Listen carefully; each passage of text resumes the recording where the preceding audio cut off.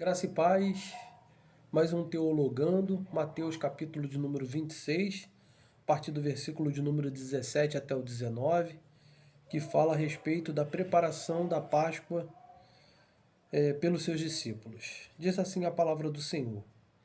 No primeiro dia da semana dos pães asmos, vieram os discípulos a Jesus e lhe perguntaram: Onde queres que te façamos os preparativos para comeres a Páscoa? E ele respondeu: Ide à cidade, ter com certo homem e dizei-lhe: O mestre manda dizer: O meu tempo está próximo, e a tua eh, e a tua casa e na tua casa celebrarei a Páscoa com os meus discípulos. E eles fizeram como Jesus lhes ordenara e prepararam a Páscoa. Então vamos entender algumas coisas aqui bem interessantes, tá? Quantos dias é o dia da Páscoa? O dia que se comemora a Peshá. Peshá, passagem do que? Do anjo da morte sobre os primogênitos lá em Êxodo, na questão lá da escravidão do Egito, ok? Isso era Peshá. E logo no dia posterior, né, continuava então a comemoração chamada comemoração do pães ázimos ou asmos, né, pão que não tinha fermentado ou não tinha fermento. Muitas pessoas pensam que o pão fermentado ou fermento da época, esse fermento que a gente utiliza hoje, não é, tá? O pão naquela época, para ser fermentado, você pegava o trigo, jogava água, amassava e então esperava, aguardava. Passava de um certo tempo estipulado por eles e ali então aquela massa com água e trigo ou com água e cevada começava então a fermentar. E ali ela começava a crescer ou a inchar. Então, o fermento era exatamente isso. Pega uma porção de fermento e coloca embaixo de uma quantidade de trigo. Pegava-se então uma bolinha daquela do trigo já fermentado e jogava então embaixo do trigo da farinha, do trigo ou da cevada, e ali ela começava então a, a puxar, né, aquela fermentação e se tornava então toda fermentada. Tem inclusive passagens que nós já vimos lá para trás que Jesus fala a respeito disso, né? Ele fala até a respeito do fermento dos fariseus, onde os discípulos dizem: Mas será que ele está falando isso porque a gente não trouxe pão? Aí ele especificou: Não, não, não, estou falando por causa do inchaço, do pecado, do fermento dos fariseus, que eles ficam fermentando a mente das pessoas para pensarem o mal e, e pensarem em verdades a respeito da verdade. Então, vamos lá. A Páscoa, então, ela é celebrada numa única noite, com uma refeição, mas a festa dos pães asmos, ela dura 7 dias ou uma semana. Nesse período, as pessoas não usam fermento, como eu já falei, comemoram então a saída do Egito, e o pão não podia fermentar porque tudo ia ser muito rápido. Então milhares de pessoas do Império Romano eles vinham para Jerusalém.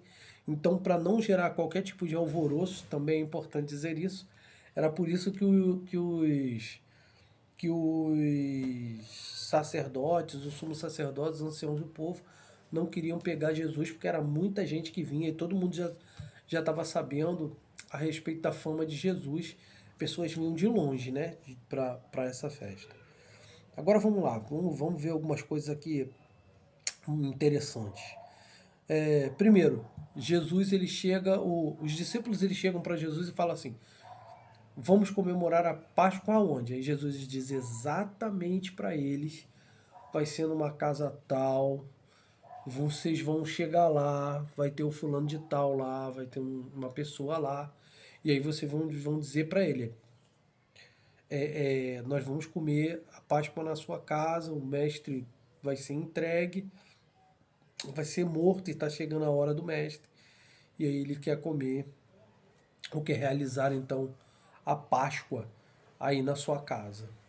E como é que era a realização da Páscoa naquela época? Pegava-se um cordeiro, matava-se o cordeiro, retirava as suas entranhas, tirava o sangue totalmente do cordeiro, pegava-se então e preparava ervas amargas, preparava-se então o vinho, é, preparava-se um molho também, que é um molho com essas ervas amargas, com azeite, com vinho, tudo misturado.